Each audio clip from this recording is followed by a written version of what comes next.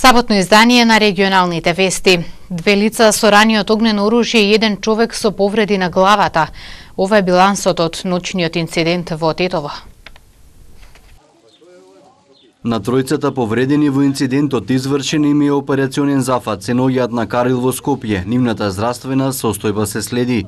37 годишниот СК, кој се здобил со прострелна рана во стомакот, е во животно загрозувачка состојба. Неговиот 1 година помлад брат со иницијали СК со огнено оружје е повреден во десната подколеница. Третото лице на возраст од 49 години пак има здобиено сериозни повреди во главата. Браќата живееле во Тетовско мало на улица 29 ноември каде се случила вооружената престрелка, а третиот учесник е жител на тетовската населба Теќе. Роднините и пријателите на повредените браќа кои живеат во Тетовско мало не сакаат да зборуваат пред камера за вчерашниот инцидент.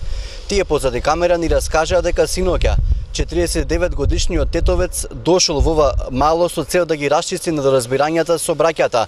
Во еден момент извадил пиштол и пукал кон нив. Во инцидентот тој се здобил со тешки повреди во главата. Инцидентот се случил токму на ова место синоќа околу 2 часот наспроти домот каде живееле браќата. По извршениот увид од полицијата е пронајдено огнено оружје, муниција и возило кои ќе се вештачат.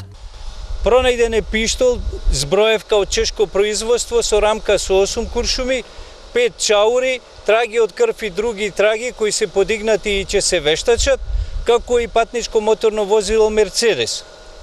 Се работи на целосно расчистување на случајот, односно на расветлување на тоа, кои како ги повредил лицата, кои биле мотивите и се друго поврзано со овој случај. По наредба на јавниот обвинител на сите инволвирани во инцидентот ќе им бидат земени парафински ракавици заради проверка на присуство на барутни честички и алкохол во крвта. Тетовската полиција денес информираше за повредени лица кои паднале во бездна во Галичник. Исто така приведени се и 3 лица кои агресивно се однесувале кон полицајци. Двајца скопјани на 62 и 65 години вчера вечер околу 21 часот и 30 минути, движејќи се пешки по патека со потпорен зид во мјачкото село Галичник, од засега неутврдени причини се лизнали и паднале во бездна длабока околу 2 метри. Од паѓањето двајцата добиле телесни повреди, пренесени се во гостиварската општа болница Ферит Мурат и по укажаната лекарска помош префрлени се на скопските клиники. Половина час по полноќ на паркинг на регионалниот пат Тетово село Брвеница при преземање службени действија од страна на полициски службеници од полициска станица Тетово поради нарушување на јавниот ред и мир со викање под дејство на алкохол биле предупредени 2 лица на 20 години од Тетово. Истите почнале да ги омаловажуваат полициските службеници и дрско и агресивно да се однесуваат, а во еден момент се обиделе и физички да ги нападнат. Лицата се приведени во станицата во Тетово, пошто ќе биде поднесен соодветен поднесок.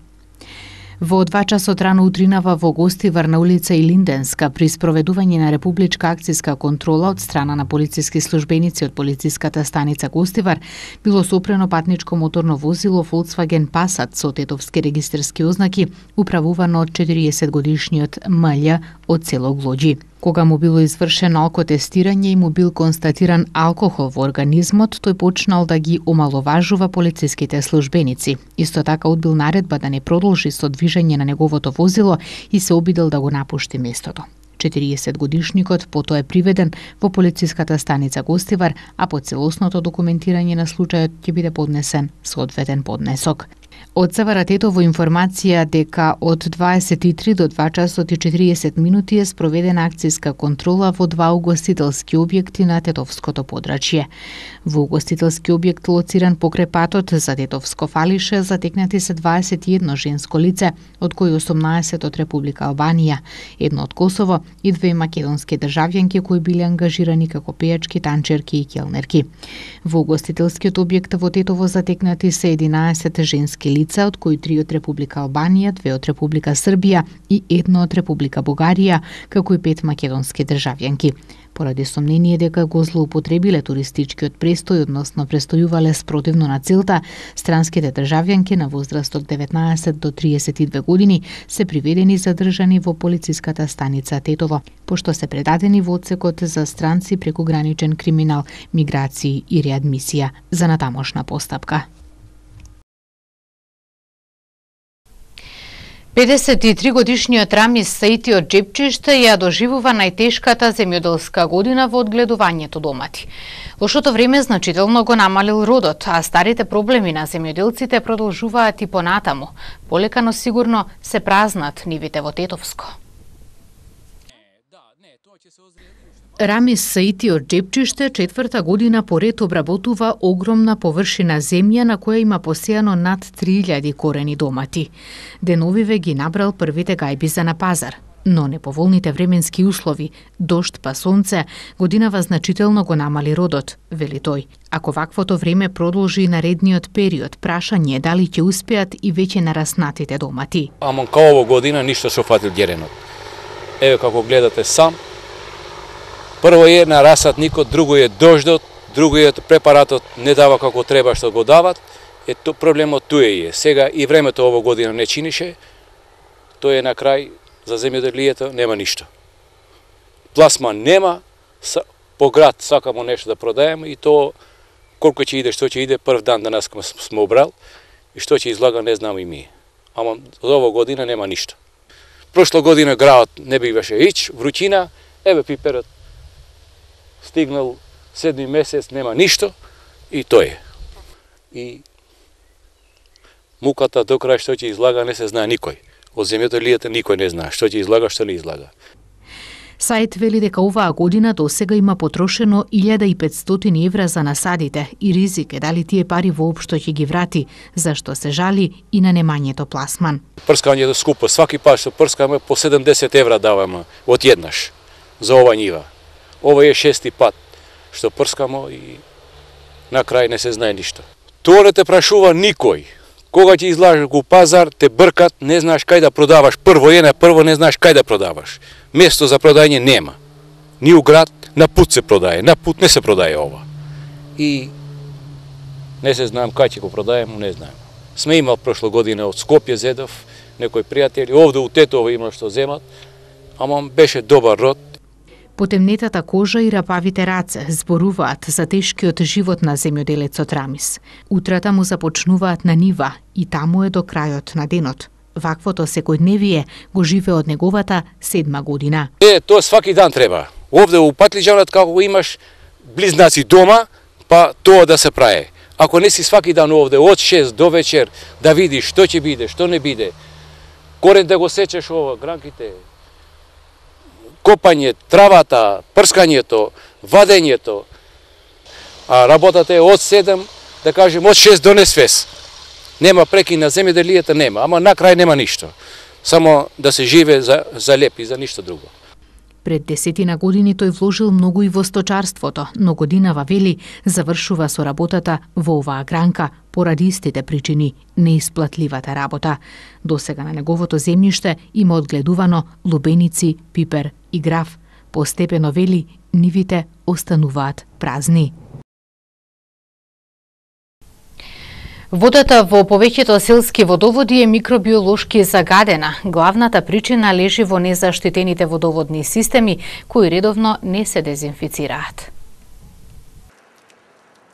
65% од водата за пиење во руралните општини во Тетовско е микробиолошки загадена, покажуваат последните податоци на Центарот за јавно здравје. Ешерихија, коли и колимформни бактерии најчесто се јавувале ке замените 83 мостри од водата за пиење. До сега не се регистрирани поголеми последици по здравјето на луѓето и преземени се потребните мерки. Загаденоста е резултат на незаштитените селски водоводни системи, кои не се дезинфицираат редовно и во случај на поголеми порони дождови зголемување на водостојот на подземните води, доаѓа до мешање и загадување на изворите со вода, велат од Центарот. Прво се должи на несоодветност на начинот на кој се каптира, односно се изведуваат технички зафати на изворите. Значи, немаме од технички аспект соодветност на каптажите, од друга страна и таму кај што ги имаме не се одржуваат како што треба. Околу извориштата немаме оформено први заштитни зони, односно зони на забрана, а таму кај што имаме пак не е оградено. Речиси 90% од водоводните системи во селата во Тетовско ги менаџираат местните заедници, иако со нив според законските нормативи треба да управуваат јавните комунални претпријатија. Ваквата состојба на терен доведува до недоволна заштита на системите, пред се поради финансиска немок на селските одбори за нивно одржување, велат од центарот. И мора да преминат во раце на компетентни луѓе и компетентни служби. Голем дел од јавните комунални претпријатија од руралните општини од Тетовско не може да ги земат под своја капа водоводните системи.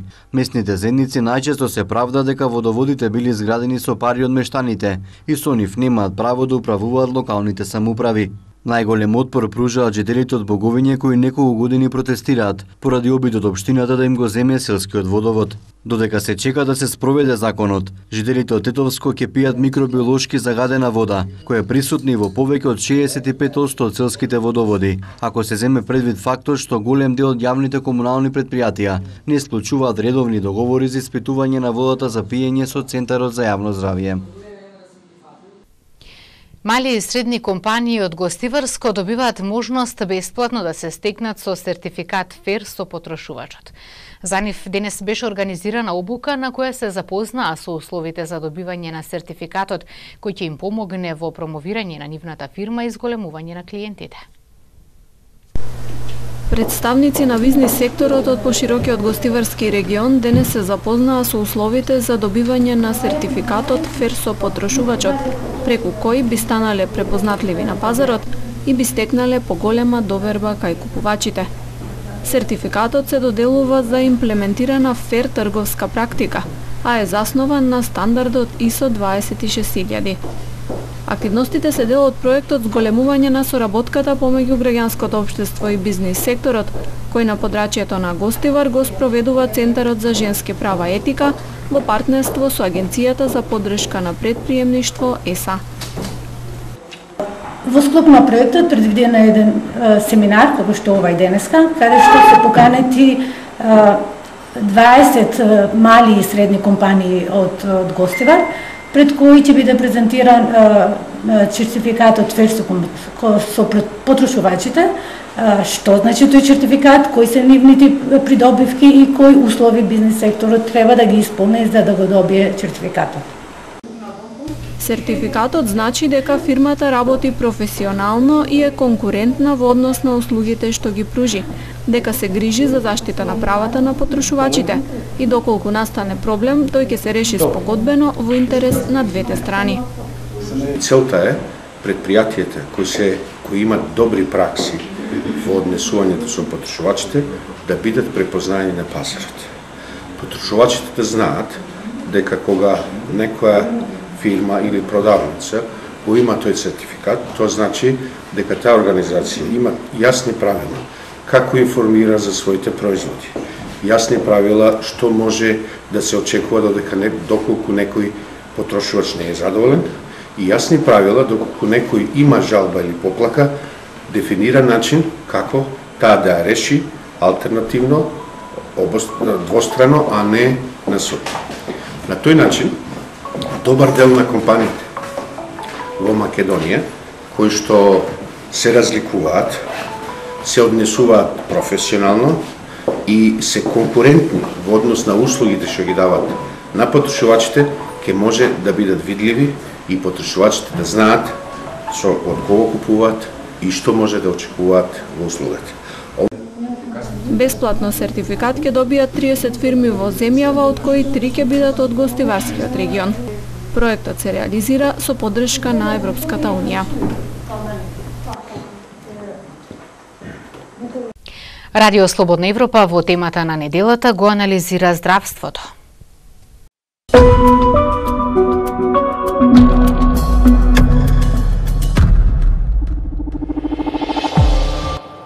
Добре дојдовте во ова издание на темата на неделата, во која говориме за технологијата и здравството и каква е таа релација во Македонија. Развојот на технологијата и социјалните мрежи донесе брз подем и во други области. Една од најизразените е така наречената здравствена индустрија, односно лекувањето, секако за оние што може да си ги дозволат најновите достигнувања во таа област. Како и да е, сето тоа ќе придонеси и за поинакво организирање на здравството во некои земји, велат експертите. Една израелска компанија за така наречена телемедицина се обидува да ги замени милиардите посети и прегледи на доктор со нов уред што им дозволува на пациентите точен самопреглед од дома. Уредот наречен Тајто им овозможува на пациентите да ги измерат нивните собствени витални функции, пулсот и температурата, но и да извршат испитувања на органите како ушите, грлото и белите дромови со голема точност. Еден од директорите на фирмата, Тајтокер, Деди Гилад вели.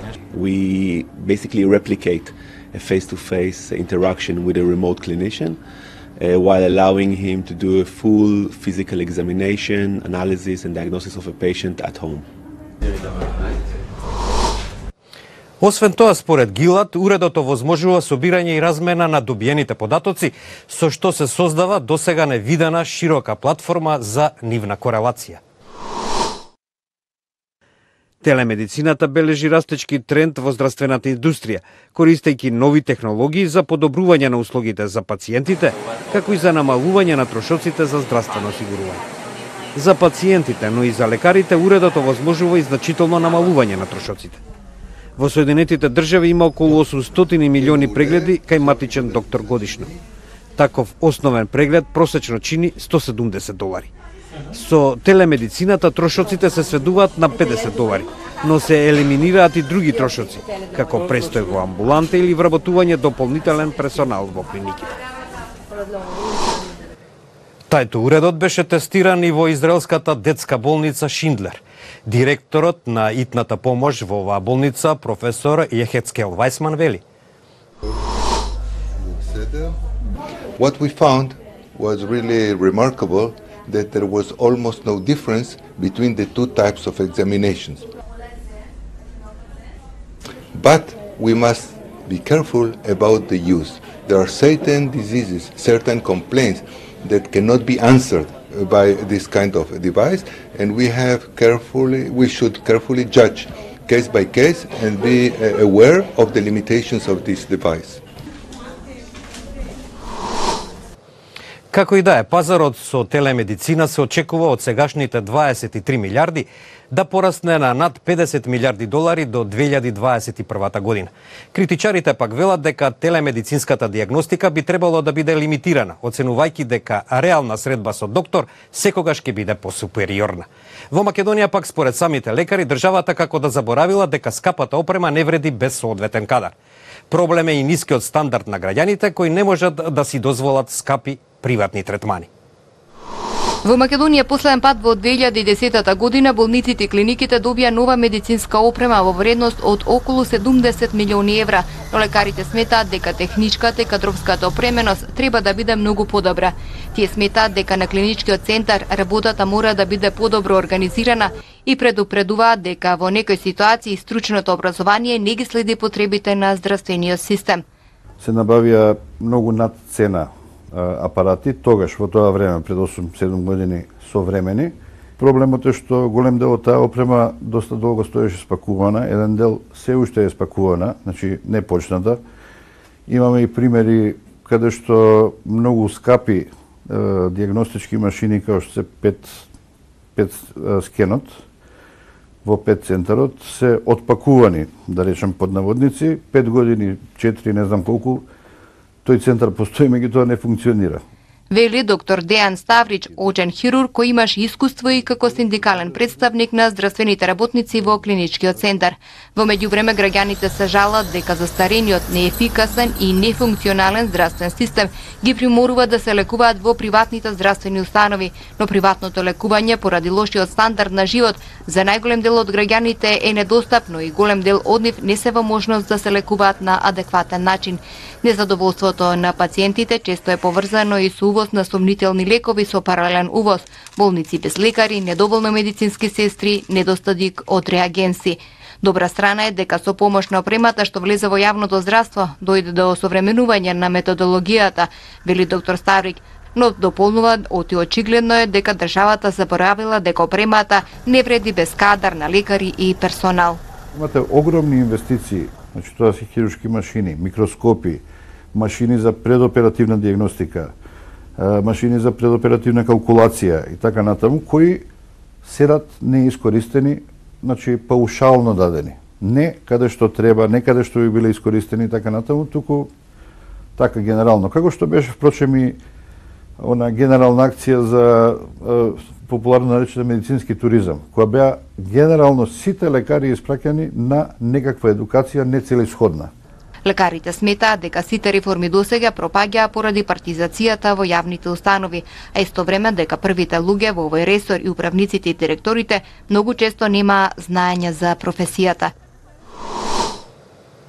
Тоа беше се во ова издание на темата на неделата, во која говоревме за техничките достигнувања и погодностите што тие ги нудат при лекувањето на луѓето. До гледање.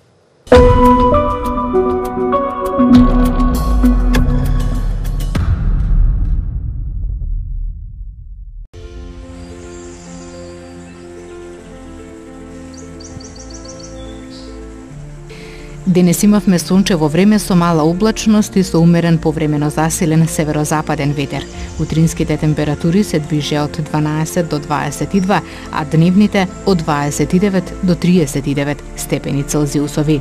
УВ индексот беше со висока вредност 9.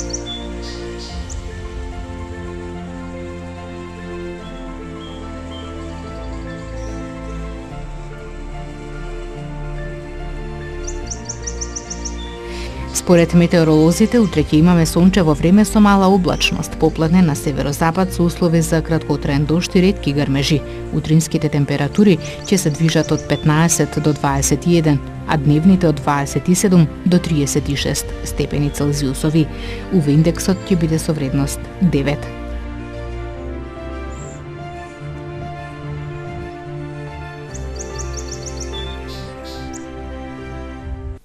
Го гледавте најновото издание на Регионални вести. Ви благодарам за вниманието. Пријатно.